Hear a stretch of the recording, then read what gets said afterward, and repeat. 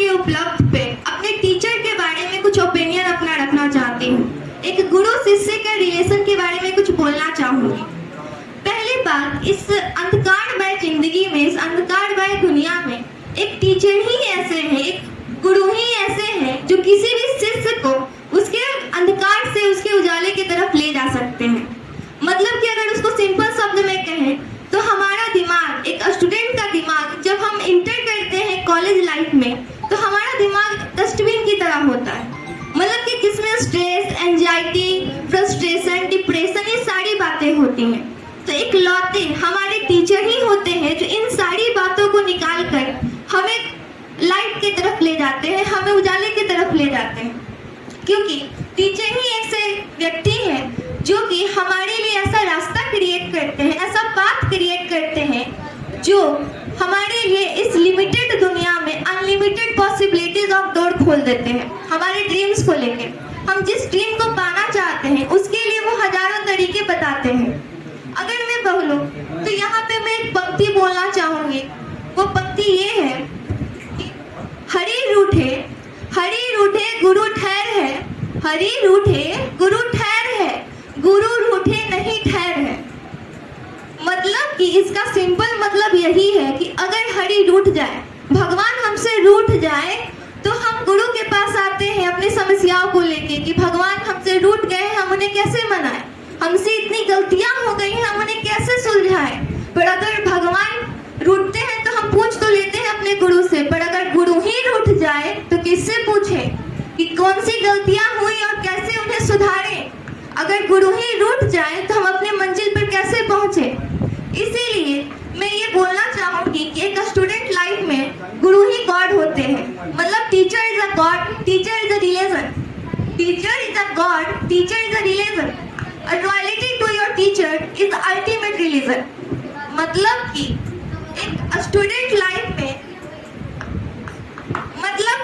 एक student life में किसी स्टूडेंट के लिए उसके गुरु, उसके भगवान होते हैं।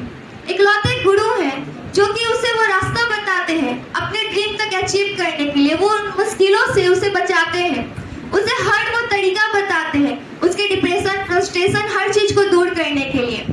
अगर मैं बात करूं, अगर गुरु ना होते तो ये दुनिया अंधकारमय होती। अगर गुरु ना होते तो ये दुनिया अंधकारमय होती। अगर गुरु ना होते तो बताइए, क्या ये दुनिया सिस्टमेटिक होती?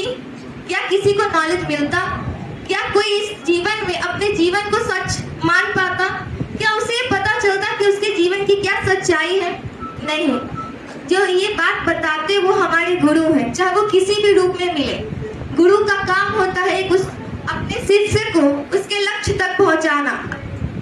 जैसे कि यहाँ धरती पर भगवान को भी जन्म लेके गुरु से शिक्षा लेनी पड़ी, तो भी हम इंसान हैं।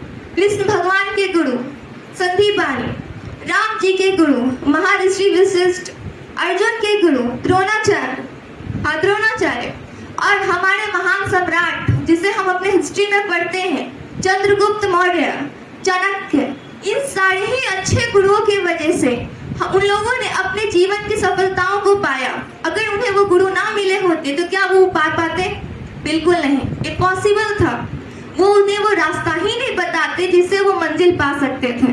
फिर भी हम इंसान हैं। अगर हम अपने ईगो, एरोगेंस, अपने जितनी भी बुराइयां हैं, अगर उसे अपने गुरु के पैरों में समर्पण कर दें, उसे सरेंडर कर दें, तो हमारे गुरु हमारे अंदर पॉजिटिविटी भर सकते हैं, हमें सही रास्ता बता सकते हैं। जैसे कि अगर मैं बात करूं तो जैसे कि बीज, मतलब सीड, किसी भी प्लांट का सीड उसकी मिट्टी के साथ ही मिलकर वो आगे बढ़ता है, वो ग्रोथ करता है, वो पौधा या ट्री बनता है। उसी प्रकार कोई बच्चा अपने टीचर के शरण में आ जाए, उसके छत्र छाया में रहे, उसके शैडो में रहे, तो उसका व्यक्तित्व बन सकता है। मतलब वो व्यक्ति से उसका व्यक्तित्व बनने में कोई समय नहीं लगेगा, उसका एक पर्सनालिटी क्रिएट हो जाएगा जिसे आप कुछ नहीं समझते, जिसे पूरी दुनिया गलत समझती है। एक स्टूडेंट को सिर्फ एक टीचर ही होता है जो बोलता है कि every student is a unique. Her student में कुछ खासियत है, हर स्टूडेंट एक जैसा नहीं होता, हर स्टूडेंट में अपनी खासियत होती है और उन खासियत को पहचानने वाले सिर्फ एक गुरु है। अगर गुरु नहीं होते तो हम कहते हैं कि जितने आप 100 more than 100 एग्जाम्पल कोई वहां पर सक्सेस नहीं होता। उसी प्रकार मैं बोलूँगी एजुकेशन के बारे में, जो कि बहुत ही इंपॉर्टेंट रोल है। एजुकेशन को आप लोग क्या समझते होंगे? एजुकेशन को आप लोग क्या समझते होंगे? पढ़ाई मतलब सिर्फ बुक का ज्ञान लेना, सिर्फ बुक की बातों को पढ़ना, या फिर किताब को रट लेके एग्जाम में अच्छे नंबर ले आना, A+ ले आना, 100 में 100 ले आना, या अच्छा डिग्री मिल जाना। पर ये बात हम भूल जाते हैं कि एजुकेशन 4 एलिमेंट से मिलकर बना है। 4 एलिमेंट जब अपने अपने कंप्लीट होते हैं तब कोई एक स्टूडेंट सक्सेस होता है। पहला एलिमेंट सोशल स्किल, दूसरा एलिमेंट मोरल स्किल, तीसरा एलिमेंट इमोशनल स्किल और चौथा इंटेलेक्चुअल स्किल। इसका मतलब कि हम लोग जिस स्किल का बात करते हैं इंटेलेक्चुअल स्किल का, वो सिर्फ किताबी ज्ञान है। किताबी ज्ञान को पढ़ लेने से कोई बच्चा सक्सेस नहीं होता है। उसके पास डिग्री हो सकता है, A+ हो सकता है, 100/100 हो सकता है, पर वो कभी भी सक्सेस नहीं करेगा।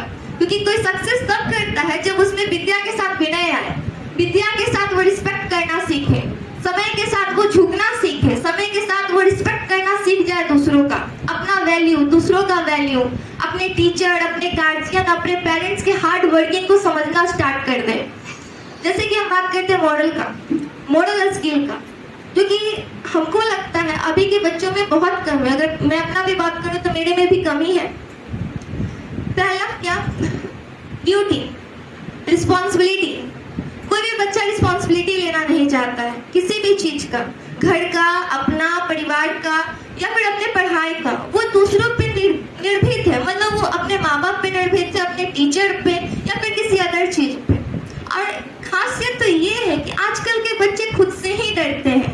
अगर आप बोलते हैं कि हमारे बच्चे बिगड़े हुए हैं, तो ये बात बताइए, बच्चे बिगड़े हुए नहीं हैं, बच्चे बिगड़ गए हैं किसी वजह से, उन्हें समय नहीं दिया गया है, उनमें ऐसी कुछ गलतियां थी जिसे नजरअंदाज कर दिया गया। जैसे कि अगर हम बात करें तो रिस्पॉन्सिबिलिटी लेने का, क्या घर में कोई बच्चे रिस्पॉन्सिबिलिटी लेते हैं? ज्यादातर बोलेंगे नहीं लेते हैं। क्यों? क्योंकि उन्हें रिस्पॉन्सिबिलिटी लेना बचपन से नहीं सिखाया जाता है। अगर हम बोले तो आप बोलेंगे कि ऐसा कोई बात नहीं है। तो बताइए, क्या 10th या 12th करने के बाद रिस्पॉन्सिबिलिटी लेने वाला बच्चा क्या 5-6 से रिस्पॉन्सिबिलिटी नहीं ले सकता? छोटे छोटे चीजों का, अपनी चीजों का। वो लास्ट में जाकर आप 12th के बाद बोलते हैं कि तुम IIT कर लो, या इंजीनियर बन जाओ, या डॉक्टर बन जाओ। एट लास्ट, और 10 साल और जो 20 साल वो गवाया, उसमें वो आज तक डिफिकल्ट था। उसको कोई रिस्पॉन्सिबिलिटी, कोई ड्यूटी, किसी का कोई डिसीजन लेने का मौका ही नहीं कभी मिला। ना वो अपना ड्रीम का डिसीजन ले पाया, और ना वो कभी खुद का डिसीजन ले पाया। वो सिर्फ दूसरों पे आधारित था। आप बोले तो चलेंगे, आप बोले तो नहीं चलेंगे। जाना है, अगर शादी में जाना है तो सब शादी में जाएंगे, नहीं जाना है तो कोई शादी में नहीं जाएंगे। बच्चा बोल दे कि मेरे यहाँ प्रोग्राम होने वाला है, हमको अवार्ड मिलने वाला है, तो आधा से ज्यादा लोग तो प्रेजेंट ही नहीं होते हैं। जैसे कि अगर हम बात करें, पहला तो ये मॉडल, दूसरा आता है सोशल स्किल का। सोशल स्किल होता है कि आजकल के बच्चों को ये बात पता ही नहीं होता कि हमारा गवर्नमेंट, हमारा लॉ, हमारे इंडिया में क्या क्या चीज परिवर्तन हो रहा है, हमारे इंडिया में किसका किसका कौन सा, अगर पूछ दिया जाए कौन सा प्रेसिडेंट है, ये याद रहेगा, कौन सा प्राइम मिनिस्टर है, याद रहेगा। कोई अगर ये पूछ दे कि तमिल का प्रेसिडेंट और प्राइम मिनिस्टर, तो बोलेंगे कि यार तमिल का तो अलग होता है क्या, कुछ अलग होता, मतलब कि उनको ये बात पता ही नहीं है कि स्टेट, डिस्ट्रिक्ट, या फिर DM, या फिर IAS, या फिर ये सब में अंतर क्या है। किसी बच्चे को ये अंतर नहीं पता। सबको लगता है कि सिर्फ एक ही है, वो है मोदी, और उसके अलावा बाकी सबके नाम वो जानते तक नहीं है कि कौन कौन से गवर्नमेंट जॉब होते हैं। सिर्फ इंजीनियर, डॉक्टर या फिर गवर्नमेंट जॉब के अलावा उन्हें और कोई भी नॉलेज नहीं है। तीसरा बात, इमोशन। अगर हम बात करें इमोशन का, तो आप सबको देखते होंगे, आप सब सोशल मीडिया चलाते होंगे। सोशल मीडिया पे आप लोगों ने देखा होगा कि बहुत सारे वीडियो होते हैं जिसमें किसी का एक्सीडेंट हो गया, कोई वहां पे गिरा हुआ है और उसके लोग मदद नहीं कर रहे हैं। ऐसा होता होगा? तो बताइए, आज के बच्चों में रिस्पेक्ट जो कि नहीं है, काइंडनेस, ऐसे क्या दूसरे लोग कर रहे हैं? आज के बच्चे ही कल का जनरेशन, आज के बच्चे ही कल का सोसाइटी का निर्माण करेंगे। तो कल का सोसाइटी और क्या होने वाला है, आप सोच सकते हैं। आज के बच्चों को आप रिस्पॉन्सिबिलिटी या ड्यूटी नहीं देते हैं, तो कल के बच्चे अपना रिस्पॉन्सिबिलिटी नहीं संभाल पाएंगे। अचानक सडनली रिस्पॉन्सिबिलिटी दे देने से वो बच्चे क्रैश कर जाते हैं किसी भी तौर पे। मेंटली, फिजिकली या वो पढ़ाई पे या किसी भी तौर पे वो क्रैश करेंगे। उनको जो गोल 2 साल में अचीव करना था वो गोल 5 साल में अचीव करेंगे, अगर बहुत कोशिश करेंगे तो। नहीं तो वो इम्पॉसिबल हो जाता है। कुछ बच्चे तो कोशिश करते करते ही छोड़ देते हैं। फिर आता है कि ये तीनों चीज का लैक, ये तीनों ही चीज लैक है। तो मेरे और रोबोट में क्या अंतर है? मेरे और रोबोट में क्या अंतर है? अगर हम सिर्फ किताब याद कर लेते हैं और मेरे पास डिग्री है, आजकल का आर्टिफिशियल इंटेलिजेंस इतना तेज है कि किसी भी क्वेश्चन लिखने पे वो आंसर दे सकता है। तो फिर क्या इंसान के नॉलेज का वैल्यू है? इतना ही सिर्फ अंतर है कि उसके पास इमोशन नहीं है, उसको किसी का रिस्पेक्ट देना नहीं आता है और वो किसी को ट्रस्ट नहीं दिला सकता, पर वो चीज हमारे में है। अगर हम भी ये सब कुछ भूलते चले गए और भुला दिए तो हमारा और एआई का कंपैरिजन साथ में होगा। हम भी कंप्यूटर एक दिन बन जाएंगे, कोई फर्क ही नहीं होगा। अब हम बात करते हैं कि इसी बात पे एपीजे अब्दुल कलाम बोले थे, यही एजुकेशन के बारे में। एपीजे अब्दुल कलाम का कहना था कि दुनिया में अगर सबसे बड़ा कोई ऑनर हमको देना चाहते हो, मतलब कि वो प्रेसिडेंट थे और साइंटिस्ट थे, फिर भी वो बोले कि दुनिया में अगर कोई सबसे बड़ा ऑनर हमको देना चाहते हो तो साइंटिस्ट या प्रेसिडेंट के नाम से हमको मत जानो, हमको कोई टीचर मान ले, मेरे लिए सबसे बड़ा ऑनर होगा। अब बोले क्यों? तो उनका कहना था कि हम और आप सिर्फ फ्यूचर डिसाइड करते हैं अपना, अपने बच्चों का, पर एक टीचर, एक जनरेशन, एक होल सोसाइटी, एक नेशन और एक सेंचुरी का फ्यूचर डिसाइड करता है। आज इंडिया का फ्यूचर क्या होगा ये सारे टीचर के हाथ में है। अगर टीचर सब पीछे हट जाए तो सारा का सारा नेशन क्रैश कर जाएगा।